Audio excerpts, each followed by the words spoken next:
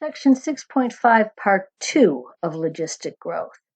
This video is going to be very short, and you really just are writing down some formulas for me. So the logistic differential equation, exponential growth, can be modeled by the differential equation dp dt equals kp for a k value greater than 0. In other words, the rate of change of growth in respect to time is solved by some value k times the initial population. If we want the growth rate to approach 0 as p approaches a maximum carrying capacity, we can introduce a limiting factor of m minus p. So as the population grows towards a maximum capacity, this will become close to 0 and our growth rate will taper off to almost nothing. This is called a logistic differential equation, and you need to know this. You've probably looked at this in a science class before, where some environment has a carrying capacity for a certain population of animals. If you introduce a few animals to the population will grow until it reaches that carrying capacity. So that's what we're talking about here. So here's an example. You don't need to write this down. We're just going to go through what each part means.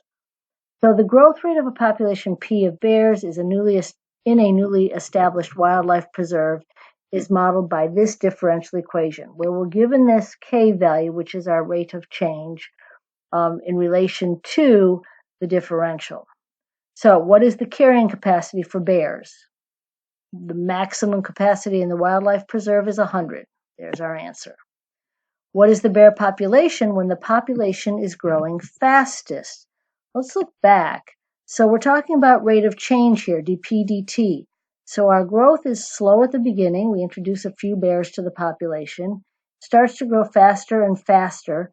When it gets at the midway point, for us, 50 bears, because 100 is our carrying capacity, the population growth then tends to taper off a little bit until it reaches that maximum or approaches that maximum carrying. So in this case, the population is growing fastest when the population is at 50 bears, or half the carrying capacity.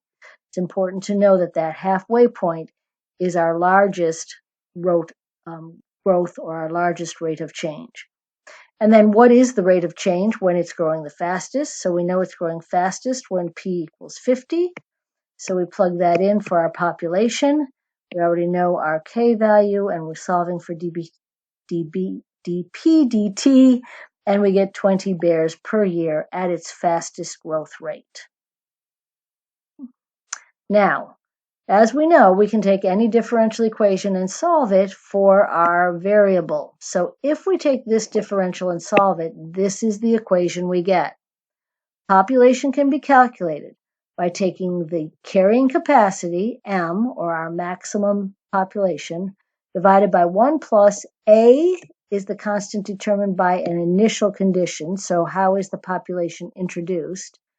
E to the negative mk times T. This needs to be memorized. So write that down real big, and we need to work on memorizing that. That's our general logistic formula for population growth, or for growth. And that's really it for the video.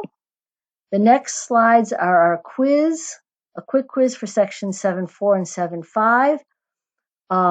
You don't need to scroll through them now. I'm going to scroll through to finish off the video. If you want to come back and use these at some point, as always, you're welcome to do so. So here's our first question for our quiz and the solution. We'll keep going for the quiz, questions, and solutions. And then there's a chapter test. All the questions are listed first, and then all of our solutions. And that's it.